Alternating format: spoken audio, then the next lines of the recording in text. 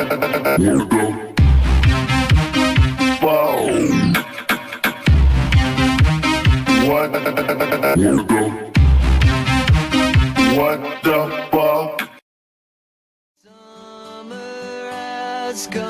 this is Houston. Are you ready for the event? Wake me up when September ends. Dependent military families, the husbands and wives of the men and women in the military, has begun conducting briefings for dependents. These would be the dependents that are stationed on near the East Coast, the Atlantic Ocean, near the West Coast, the Pacific Ocean, and near the Gulf Coast. At these briefings, they're being told the following: that there's this planetary-sized object called Nibiru that's coming into our solar system. It's going to be causing very severe problems, much more so than it already is, very soon, and that they're being put on standby to bug out. They're being told that there'll be little notice, possibly 2 weeks or so, before they're given the notice to bug out. Oh, they're also, by the way, they're being shown a map. Advance 4 to 6 weeks is probably pretty likely. Probably not more than 3 or 4 months. So that's our belief. I hope we're wrong. I hope that this turns out to be incorrect information. If it is, well, that's great. If it's not, if it turns out to be correct, then you've got your heads up. So I asked the question this morning to all of you out there, to the several thousand of you listening to me on the morning of July 11th. What would you do if you had 6 years to prepare? What would you do if you had 6 months to prepare? What would you do if you had 6 weeks to prepare? Mike, it was 2 weeks ago today that I announced the information I received from 2 confidential sources. One was a confidential source who is a dependent of a Department of Defense employee, part of continuity of government contingency planning, by the way. Not all DOD and not all government employees are part of COG, continuity of government contingency planning.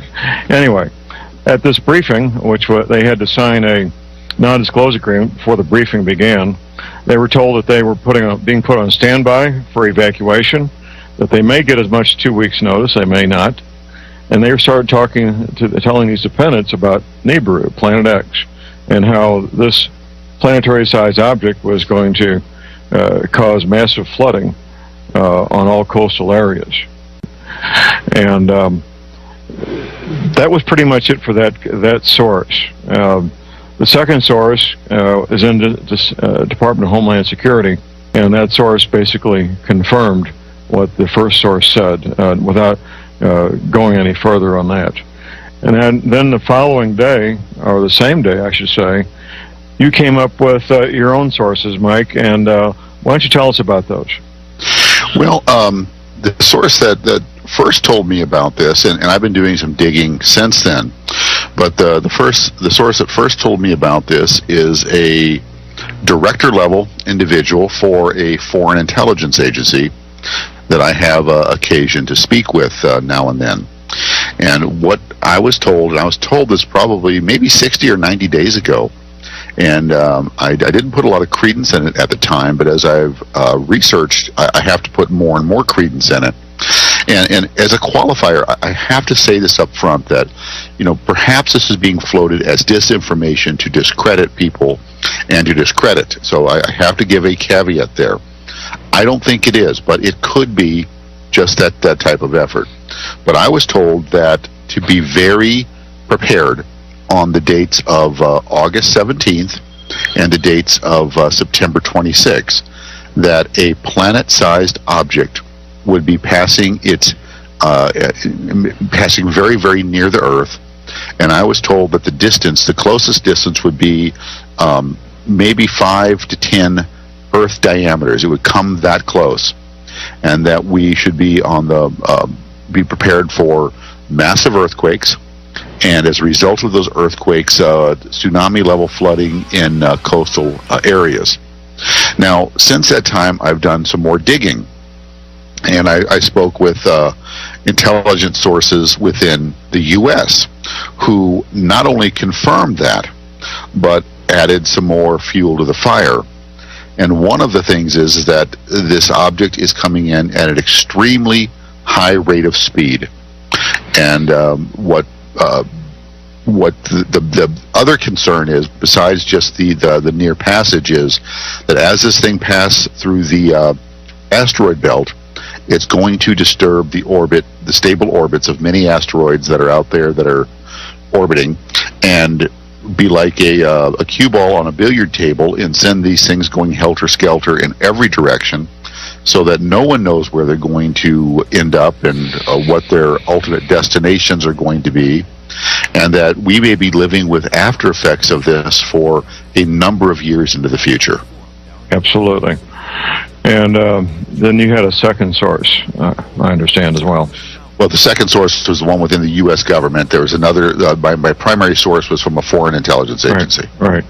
The distance that you described, 10 times, the Earth is about 24,000 miles in diameter.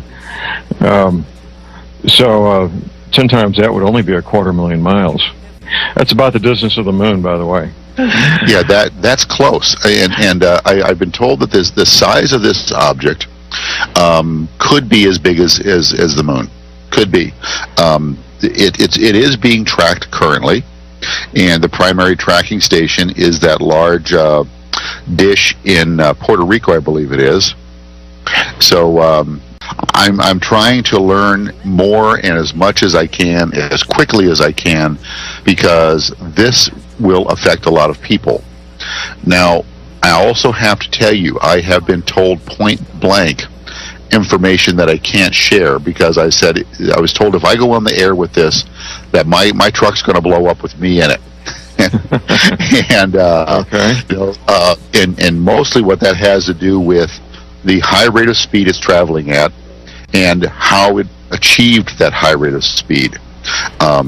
The term slingshot comes to mind. Right. So, well, when this thing comes into our solar system, Mike, it comes up. It's coming from the south, by the way, and as it gets deeper into our solar system, approaching our sun, it picks up speed. Does a loop-to-loop around the sun, excuse me, where it slows down and then it starts picking up speed as it goes back out. Now, the size you're describing is not the size I've been hearing forever for the 10th planet. This sounds like something far smaller. Our moon is a fairly small rock compared to the size of Planet X or Nibiru. So I'm a bit confused on that. I have been told also that Nibiru, or the 10th planet, has a debris field about 250,000 miles wide, which would put us well within the debris field if it's coming that close. Well, John, I have to be honest here, and I don't know what I don't know, and I'm having a hard time discerning what is real information from what is disinformation. Right. Because that's one of the things that the powers that be will do.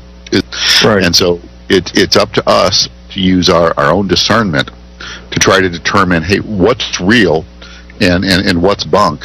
And I'm struggling with this. I have to be very honest. Well, and I've described this live on the air. I know you typically don't listen to my show because you're trying to get ready for your own, Mike. But typically what I do with this is, first of all, I describe the quandary that I find myself in, and I think you find yourself in also. We come across information like this from reliable sources that don't know each other. If it's true and we don't report it, then we could be directly responsible for a lot of lives being lost. If it's not true and we report it, well, then we get some egg on our face and life goes on.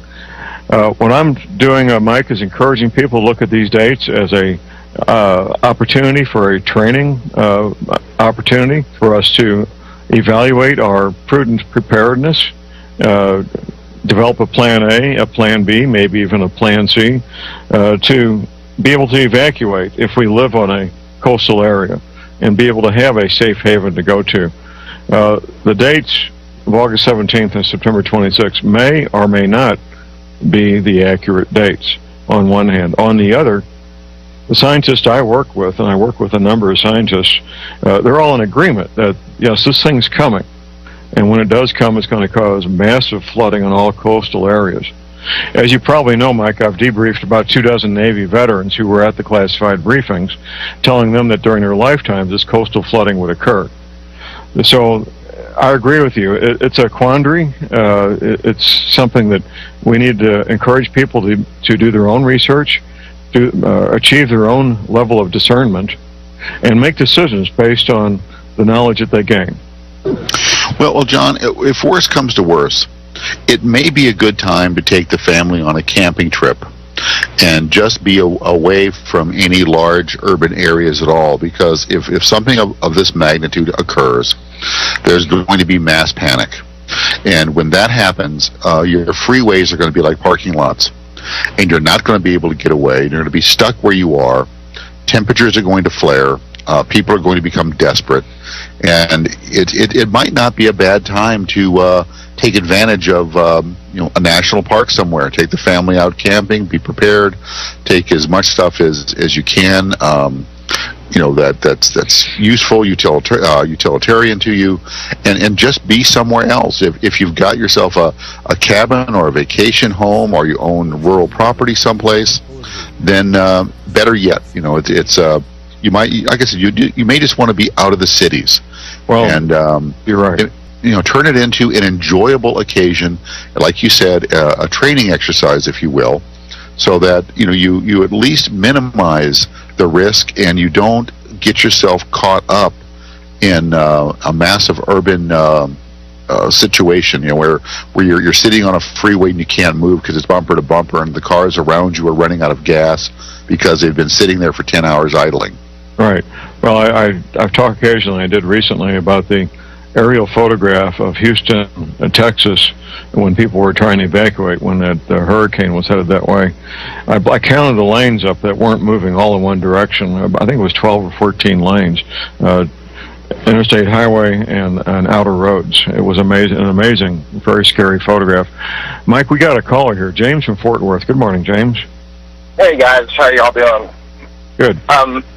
I was wondering, is there anything to be looking for through other organizations, maybe the Navy around their naval bases in Norfolk and so other places, like just a sign that they're like moving everything out, getting it away from the shores? I was wondering if there's anything along those lines that maybe we could look for to give us a little bit of a heads up. James, the Office of Naval Intelligence, ONI, have been evacuating their people from coastal areas for a while. The U.S. Navy says the East Coast will take damage up to the Blue Ridge Parkway, which is 100 miles from the ocean. Yeah. She's literally right on the beach. She's got beachfront. Oh, there you go. Yeah. So I wanted to get some information to her because this subject piqued my interest years ago, and I've been really keeping up with it. And thanks to you, I've learned a whole lot. So okay. Thanks to both of you and Mike. Okay, James. Thank you, sir. Bye bye.